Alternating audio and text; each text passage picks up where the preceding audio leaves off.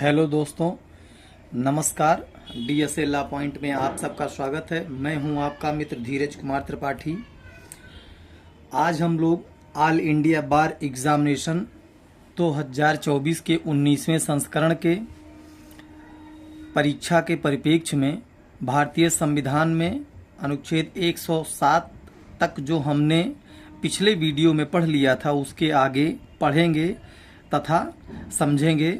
क्योंकि all India exam जो बार conduct करा रही है इसमें अब एलएलबी के जो 5 साल वाले हैं उनमें जो 10th सेमेस्टर के छात्र हैं तथा जो 3 साल वाले एलएलबी के छात्र हैं उनमें जो 6th सेमेस्टर के छात्र हैं वे भी अब इस परीक्षा में सम्मिलित हो सकते हैं, ऐसा सुप्रीम कोर्ट ने निर्णय सुनाया है। तो इसके लिहाज से अब और महत्वपूर्ण हो गया, क्योंकि इसमें अब अभ्यर्थियों की संख्या बढ़ेगी। लिहाजा इसलिए जो भी बच्चे ऑल इंडिया बार एग्जामिनेशन को पहली बार में क्रैक करना चाहते हैं वो डीएसए लॉ पॉइंट में जल्दी से एडमिशन ले करके अपने ऑल इंडिया बार के कोर्स को कंप्लीट करें तथा पहली बार में क्रैक कर लें और एक बेहतरीन वकील, या चूँकि अब बहुत सारी जो जुडिशरी की परीक्षाएं हो रही हैं उसमें रजिस्टर्ड वकील होना जो है मतलब सुनिश्चित किया गया है, बार काउंसिल में रजिस्ट्रेशन होना चाहिए। तो इन सब चीज़ों को ध्यान में रखते हुए आप जल्दी से जल्दी जुड़िए। इसकी फ़ीस 23 नवंबर 2024 तक की मात्र 1500 रुपये रखी गई है। आगे बढ़ते हैं हम लोग और आज अनुच्छेद 108 से पढ़ते हैं। तो अनुच्छेद 108 कहता है कि कुछ दशाओं में दोनों सदनों की संयुक्त बैठक, joint sitting of both houses in certain cases. तो ऐसे कौन से मामले हैं जिनमें लोकसभा और राज्यसभा की दोनों की संयुक्त बैठक की जा सकती है तथा जब यह बैठक की जाएगी तो उसकी अध्यक्षता कौन करेगा, इसके विषय में हम लोग पढ़ते हैं। तो यदि किसी विधेयक के एक सदन द्वारा पारित किए जाने के बाद और दूसरे सदन को पारित किए जाने के पश्चात सबसे पहला दूसरे सदन द्वारा विधेयक अस्वीकार कर दिया गया है, या फिर ख विधेयक में किए जाने वाले संशोधनों के बारे में दोनों सदन अंतिम रूप से असहमत हो गए हों, और तीसरा है दूसरे सदन को विधेयक प्राप्त होने की तारीख से उसके द्वारा विधेयक पारित किए बिना 6 माह से अधिक बीत गए होंगे। तब राष्ट्रपति दोनों सदनों की संयुक्त बैठक में अधिवेशित होने के लिए आहूत करने की सूचना जारी करेगा। अर्थात कोई विधेयक जब लोकसभा या राज्यसभा द्वारा अस्वीकार कर दिया गया हो या फिर जो भी संशोधन होने हों उस पर सहमत न हो तथा बिना उस विधेयक को पारित किए 6 महीना बीत गया हो, तब उस समय राष्ट्रपति लोकसभा और राज्यसभा दोनों की संयुक्त बैठक करने के लिए अधिसूचना जारी कर सकेगा।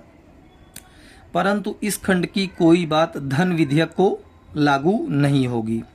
ये बहुत महत्वपूर्ण है कि कोई भी यदि धन विधेयक का मामला है तो धन विधेयक 110 में परिभाषित किया गया है, बताया गया है कि कौन कौन से चीज़ हैं जो धन विधेयक में आएंगे। तो उनका कोई मामला है तो उसमें संयुक्त बैठक का प्रावधान नहीं है। संयुक्त बैठक में अधिवेशित होने के लिए आहूत करने की आशय की सूचना यदि दे दी है तो कोई भी सदन विधेयक पर आगे कार्यवाही नहीं करेगा। जिस भी सदन में कोई भी विधेयक उस समय है और अगर संयुक्त बैठक की अधिसूचना जारी कर दी गई होगी तो उसके बाद वो सदन जो है आगे कोई कार्यवाही नहीं करेगा। अब यदि संयुक्त बैठक में विधेयक ऐसे संशोधन सहित जिन पर संयुक्त सहमति बन जाती है और उपस्थित और मत देने वाले सदस्यों की कुल संख्या के बहुमत द्वारा पारित हो जाता है तो वह यह माना जाएगा कि दोनों सदनों द्वारा पारित किया गया समझा जाएगा। लेकिन यदि इसके बाद क्या है, खंड 5 कहता है कि सदनों की संयुक्त बैठक में अधिवेशित होने के लिए आहूत करने के आशय की राष्ट्रपति की सूचना के पश्चात लोकसभा का विघटन हो जाने पर भी इस अनुच्छेद के अधीन संयुक्त बैठक हो सकेगी और उसमें विधेयक पारित हो सकेगी। यदि कोई विधेयक जो लंबित है या जो भी जिसके आशय की जिस विधेयक को लेकर के संयुक्त बैठक आहूत की गई है और लोकसभा विघटित कर दी जाए, डिसोल्यूट कर दी जाए, तो उसके बाद भी इस अनुच्छेद के अंतर्गत जो है उसकी संयुक्त बैठक की जा सकेगी। ऐसा अनुच्छेद 108 का खंड 5 प्रावधान करता है। अब अनुच्छेद 109 धन विधेयक के संबंध में विशेष प्रक्रिया को बताता है। तो धन विधेयक जो है जब भी पेश किया जाएगा वह लोकसभा में पेश किया जाएगा और धन विधेयक राज्यसभा में पुनः स्थापित नहीं किया जाएगा। अर्थात a money bill shall not be introduced in the council of state. अर्थात जो खंड 1 बताता है कि धन विधेयक राज्यसभा में पूरा स्थापित नहीं किया जाएगा, इसका मतलब है कि धन विधेयक लोकसभा में ही स्थापित किया जाएगा। अब धन विधेयक जब लोकसभा द्वारा पारित किया जाएगा और राज्यसभा में भेजा गया है, तो यदि उसे राज्यसभा जो है उस विधेयक को प्राप्ति की तारीख से 14 दिन की अवधि के भीतर अपनी सिफारिशों सहित यदि लोकसभा को नहीं लौटाती है तो वह माना जाएगा कि पास हो गया है। लेकिन यदि कोई सिफारिश करती भी है राज्यसभा तो उसके लोकसभा जो है उसे माने या ना माने उसके लिए बाउंड नहीं है। खंड 5 कहता है कि धन विधेयक 14 दिन की अवधि के भीतर यदि लौटाया नहीं गया है, जो मैंने अभी आपको आगे बताया कि पारित धन विधेयक यदि 14 दिन के भीतर लोकसभा को लौटाया नहीं गया है तो वह पारित किया गया समझा जाएगा। इसमें देखिए आपको जो वीडियो में हाईलाइटेड दिख रहा है ये आप बहुत महत्वपूर्ण है, इसको बहुत ध्यान से पढ़िएगा और अपनी बेयर एक्ट में भारतीय संविधान की जो भी आपके पास होगी तो डिगलॉट उसमें आप जो है इसको हाईलाइट कर लीजिएगा, चूंकि इसी से AIBE में प्री बनेंगे या कोई अन्य जो भी प्रतियोगी परीक्षाएं जैसे कि उत्तराखंड APO का नोटिफिकेशन जल्दी ही आने वाला है, तो उन सब में आपके लिए बहुत ही महत्वपूर्ण होगा, क्योंकि इनसे पॉलिटी से संबंधित जो है करीब 8 से 10 नंबर का प्रश्न पूछा जाता है उत्तराखंड APO में। धारा 110 धन विधेयक की परिभाषा बताता है। तो इससे प्री का क्वेश्चन जो बनता है AIBE या अन्य प्रतियोगी परीक्षाओं में कि भारतीय संविधान के अंतर्गत धन विधेयक को किस अनुच्छेद में परिभाषित किया गया है, तो इसे अनुच्छेद 110 में परिभाषित किया गया है। अब इसमें एक प्रश्न ये भी पूछा जाता है कि कौन सा विधेयक धन विधेयक है और कौन सा विधेयक धन विधेयक नहीं है। तो इसमें अनुच्छेद 110 का खंड 3 महत्वपूर्ण है। वो यह कहता है कि यदि यह प्रश्न उठता है कि कोई विधेयक धन विधेयक है या नहीं, तो उस पर लोकसभा के अध्यक्ष का विनिश्चय अंतिम होगा। If any question arises whether a bill is a money bill or not, the decision of the speaker of the house, the people thereon shall be final। तो अब इसके बाद अनुच्छेद 111 विधेयकों पर अनुमति की बात करता है। तो यदि वह धन विधेयक नहीं है और राष्ट्रपति के अनुमति के लिए भेजा गया है धन विधेयक के रूप में, तो उसे वो सदन को अपने एक संदेश सहित राष्ट्रपति लौटा सकेंगे। अब वित्तीय विषयों के संबंध में प्रक्रिया प्रोसीजर इन फाइनेंशियल मैटर्स क्या होता है, तो अनुच्छेद 112 वार्षिक वित्तीय विवरण, अर्थात जो हर वर्ष संसद में बजट, जिसे हम लोग बजट के रूप में जानते हैं, फरवरी मार्च में पेश किया जाता है संसद में।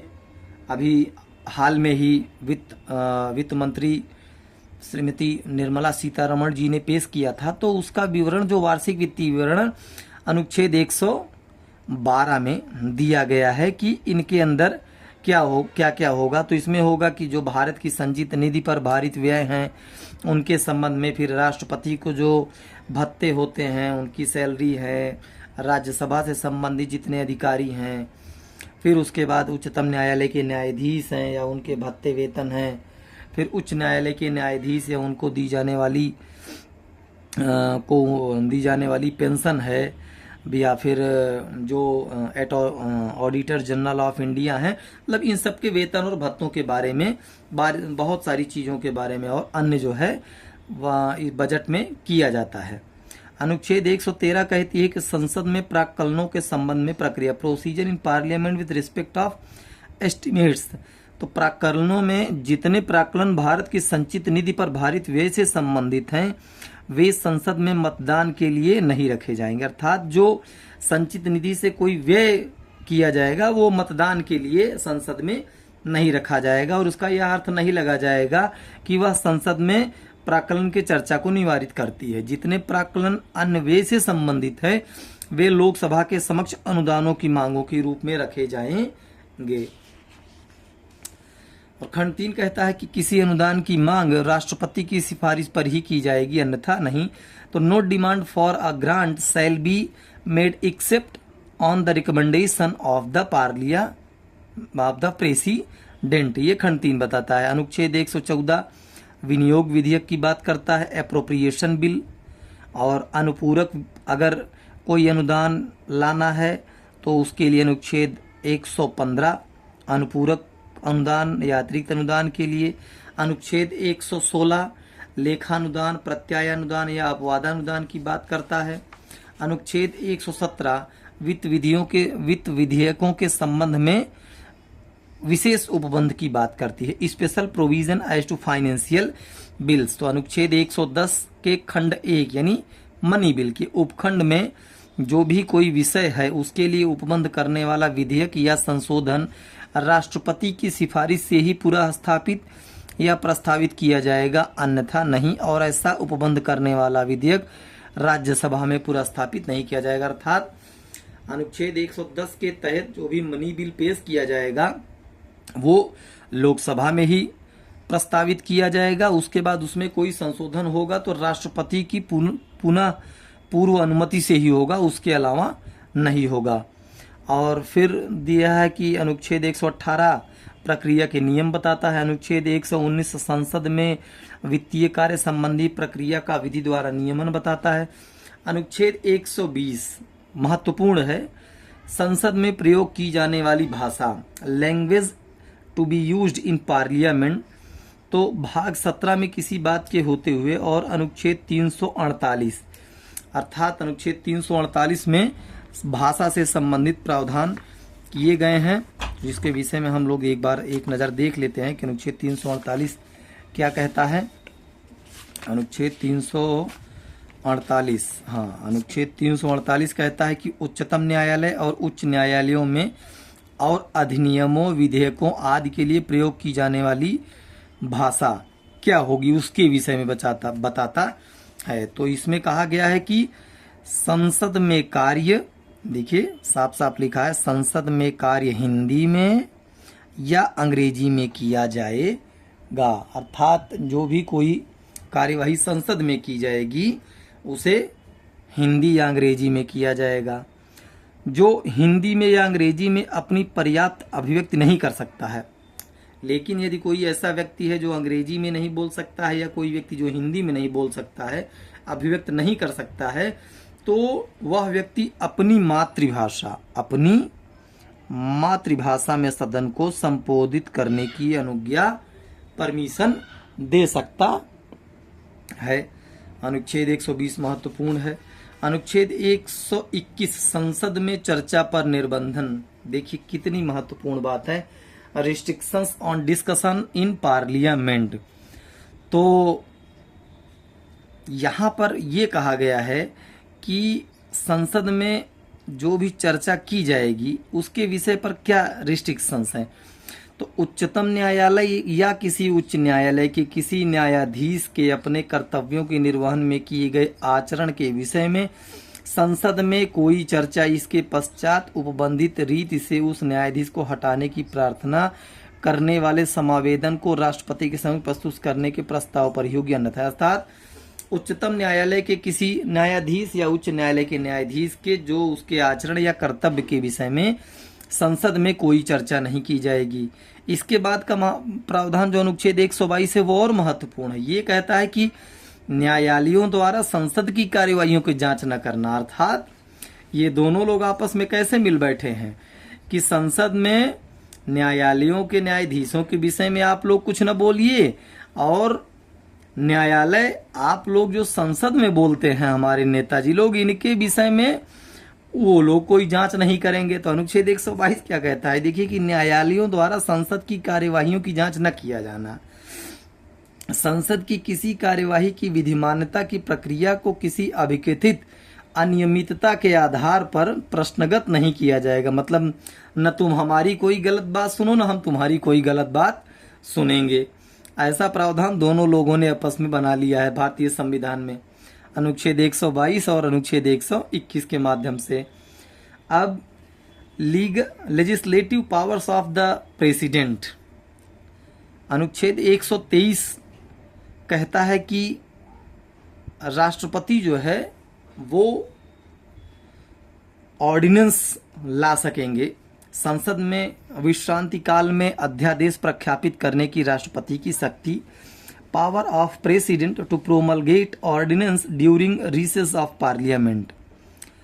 तो इसका सीधा मतलब यह है कि जब संसद उस समय को छोड़कर जब संसद के दोनों सदन सत्र में हैं, अर्थात जब दोनों सदन सत्र में नहीं हो, तब कोई भी अध्यादेश राष्ट्रपति ला सकता है।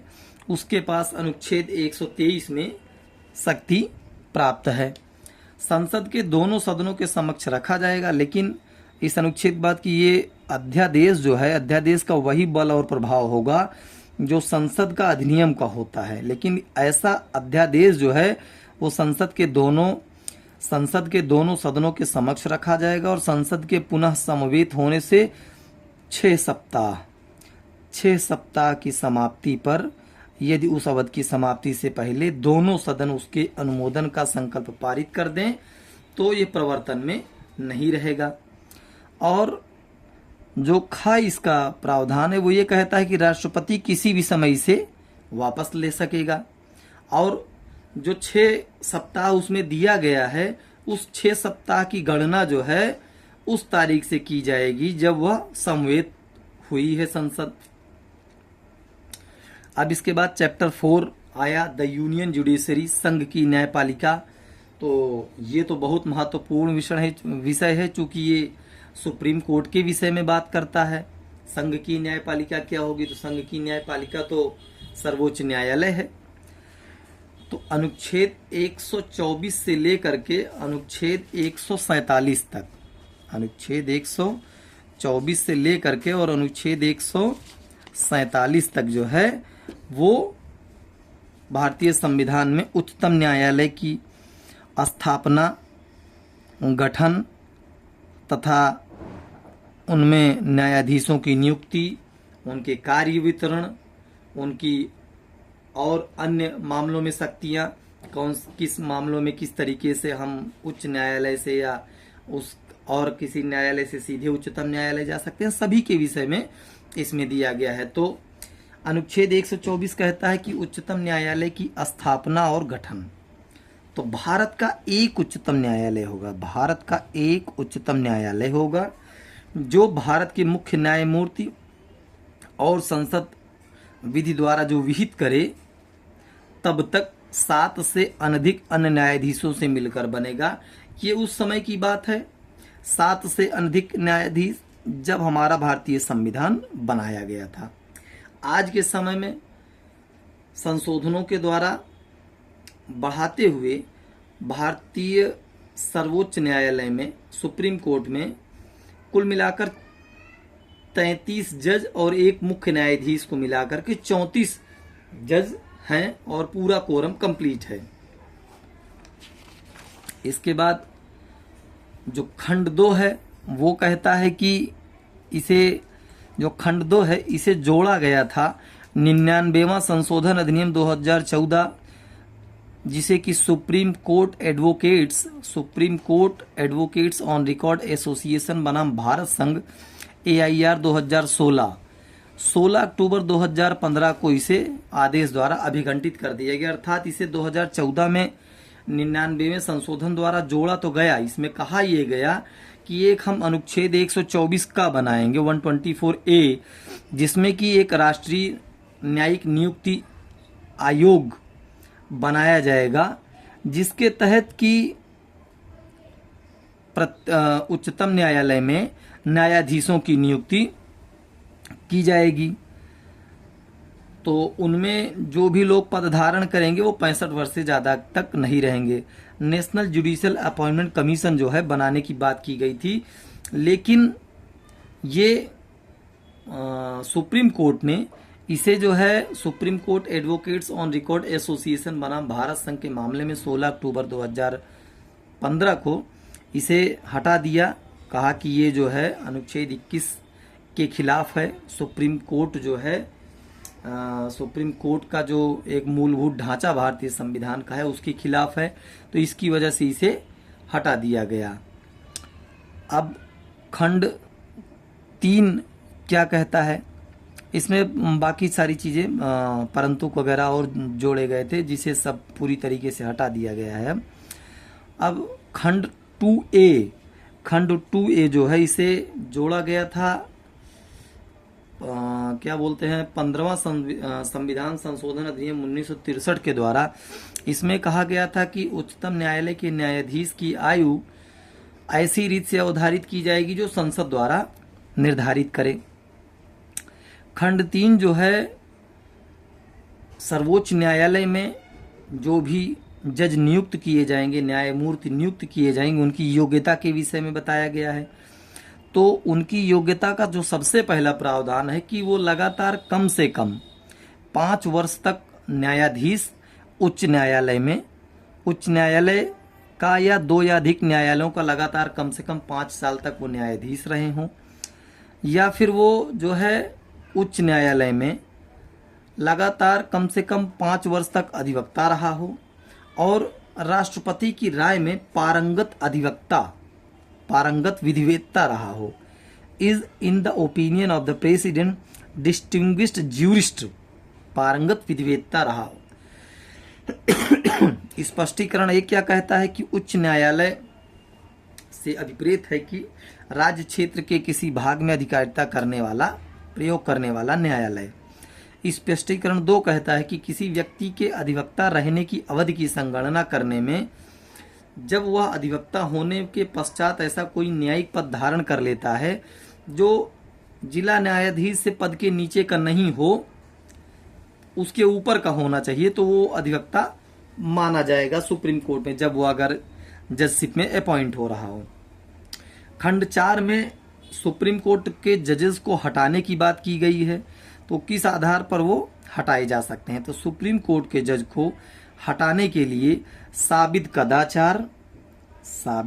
कदाचार या असमर्थता के आधार पर हटाए जाने के लिए संसद जो है अपनी कुल सदस्य संख्या के बहुमत द्वारा तथा उपस्थित और मत देने वाले सदस्यों के कम से कम 2/3 बहुमत द्वारा समर्थित समावेदन और राष्ट्रपति के समक्ष उसी सत्र में रखे जाने पर राष्ट्रपति ने आदेश नहीं दे दिया है तो तब उसे हटाया जा सकता है। कि मतलब जिस सत्र में उसके लिए समावेदन लाया जाए उसमें जो भी उपस्थित है और मत दे रहे हैं उनके 2/3 बहुमत से या फिर जितने सदस्य संख्या हैं उनके बहुमत से साबित कदाचार और असमर्थता के आधार पर जो है इन्हें इनके पद से हटाया जा सकता है। मिसबिहेवियर और इनकैपेसिटी के आधार पर इन्हें, अब न्यायाधीश का कदाचार या असमर्थता इसे अन्वेषण साबित करने के लिए प्रक्रिया और विधि का नियमन कर सकेगी। और खंड 6 बताता है कि उच्चतम न्यायालय के न्यायाधीशों के शपथ के विषय में, तो शपथ तो ये लोग 3री अनुसूची के अनुसार ही लेंगे। खंड 7 बताता है कि किसी न्यायालय में या किसी प्राधिकारी के समक्ष अभिवचन का कार्य ये नहीं करेंगे। कोई व्यक्ति, ये बहुत महत्वपूर्ण है, कोई व्यक्ति जिसने उच्चतम न्यायालय के न्यायाधीश के रूप में पद धारण किया है तो भारत के राज्य क्षेत्र के भीतर किसी न्यायालय में या किसी प्राधिकारी के समक्ष अभिवचन का कार्य नहीं करेंगे। No person who has held office as a जज of the supreme court shall plead or act in any court or before any authority within the territory of India। तो अब इसके बाद जो है राष्ट्रीय नियुक्ति न्यायिक नियुक्ति आयोग अनुच्छेद 124A था, जिसे जो है हटा ही दिया गया है। इसके बाद अनुच्छेद 124A, B, C था, तो सबको जो है सुप्रीम कोर्ट ने हटा दिया है 16 अक्टूबर 2015 से। Supreme court advocates on record association बना भारत संघ के मामले से। अनुच्छेद 125 में न्यायाधीशों के वेतन और भत्ते की बात की गई है। तो इनमें जो है इनके वेतन और भत्ते जो है वो दूसरी अनुसूची में जो सभी और राष्ट्रपति और प्रधानमंत्री और सबकी जो है उनके विषय में किया गया है, तो उसी के अनुसार इनका उद्धारित किया जाएगा। और लेकिन यहाँ एक यह दिया गया है कि परंतु के एक जोड़ा गया है, जिसमें कहा गया है कि किसी न्यायाधीश के विशेषाधिकारों और भत्तों तथा अनुपस्थित छुट्टी या पेंशन के संबंध में उसके अधिकारों में उसकी नियुक्ति के बाद उसके लिए अलाभकारी परिवर्तन नहीं किया जाएगा। मतलब कि उसके जो भी अधिकार हैं, उसकी छुट्टी है, भत्ते हैं, पेंशन है, उनकी नियुक्ति के बाद उसमें कोई डिसएडवांटेज आफ्टर अपॉइंटमेंट जो है वो उसमें कोई चेंजेस जो अलाभकारी हों, लाभकारी परिवर्तन तो हो सकता है लेकिन अलाभकारी परिवर्तन, डिसएडवांटेज की बात उसमें परिवर्तन नहीं किया जाएगा। अनुच्छेद 126 कार्यकारी मुख्य न्यायमूर्ति की नियुक्ति, appointment of acting chief justice के विषय में अनुच्छेद 126 बताता है।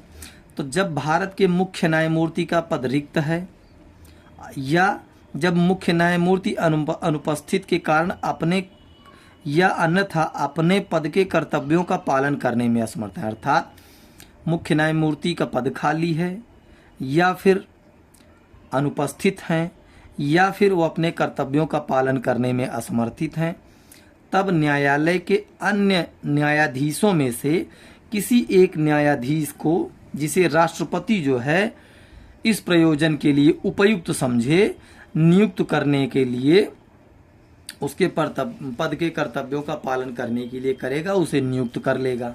अनुच्छेद 126 बताता है। यही कार्यकारी मुख्य न्यायमूर्ति की नियुक्ति जब उच्च न्यायालय की बात करते हैं तो अनुच्छेद 223 में बात की गई है कि कार्यकारी मुख्य न्यायमूर्ति जब उच्च न्यायालय में नियुक्त करने जाएंगे तो अनुच्छेद 223 होंगे। अनुच्छेद 127 कहता है तदर्थ न्यायाधीशों की नियुक्ति, अपॉइंटमेंट ऑफ द एडहॉक जजेस। एडहॉक जजेस होते हैं कि जैसे कोई मान लीजिए कि कोरम नहीं है या जजों की जरूरत है तो उनको कुछ दिनों के लिए एडहॉक पर कर लेते हैं, जैसे संविदा वाले हो गए कॉन्ट्रेक्चुअल बेसिस पे, इस तरीके से। तो उच्चतम न्यायालय के सत्र को आयोजित करने या चालू रखने के लिए न्यायाधीशों की गणपूर्ति प्राप्त ना हो। वही है ना कि जब उच्चतम न्यायालय का कोरम पूरे जज ना हो, उसमें कुछ लोग कम हो, तो उस समय जो है किसी अन्य उच्च न्यायालय से या किसी भी न्यायाधीश को गणपूर्ति जब तक नहीं है तब तक के लिए उसे जो है, जिसे मुख्य न्यायमूर्ति नाम निर्दिष्ट करे जो है, उसको नियुक्त किया जा सकेगा तदर्थ न्यायाधीश के रूप में। अनुच्छेद 128 कहता है कि उच्चतम न्यायालय की बैठकों में सेवानिवृत्त न्यायाधीशों की नियुक्ति। तो यदि अब जो आगे कार्यवाही करनी है उच्चतम न्यायालय को, उसमें जो है अभी भी जज कम है या फिर कोई ऐसा जज है जो रिटायर हो चुका है, तो उस समय उसे जो है सेवानिवृत्त न्यायाधीश को जो है काम करने के लिए उच्चतम न्यायालय बुला सकता है। इसे अनुच्छेद 128 में बताया गया है। और तदर्थ सेवानिवृत्त न्यायाधीशों की उपस्थिति के विषय में जो उच्च न्यायालय में प्रावधान है वो अनुच्छेद 224 के खंड का में है। अनुच्छेद 129 कहता है कि उच्चतम न्यायालय का अभिलेख न्यायालय होना, अर्थात इस supreme court to be a court of record, अर्थात उच्चतम न्यायालय अभिलेख न्यायालय होगा और उसको अपने अवमान के लिए दंड देने की शक्ति सहित ऐसे मामले की सभी शक्तियां होंगी। ये बहुत महत्वपूर्ण है कि यदि कोई व्यक्ति है जो उच्चतम न्यायालय के बारे में गलत बोलता है, उनके जज के विषय में गलत बोलता है या फिर उनके आदेश को नहीं मानता है उच्चतम न्यायालय को, तो वो जो है अपने आदेश को मनवाने के लिए कंटेम्प्ट ऑफ द कोर्ट जो है की कार्यवाही में दंड देने की शक्ति रखते हैं, चूंकि वो कोर्ट ऑफ रिकॉर्ड हैं। उच्च न्यायालय के लिए जो कोर्ट ऑफ रिकॉर्ड का प्रावधान है कि उच्च न्यायालय अभिलेख न्यायालय होगा, उसे अनुच्छेद 215 में दिया गया है। तो दोस्तों, आज हम लोगों ने अपने इस सेगमेंट में भारतीय संविधान के अनुच्छेद 108 से अनुच्छेद 129 तक पढ़ लिया है।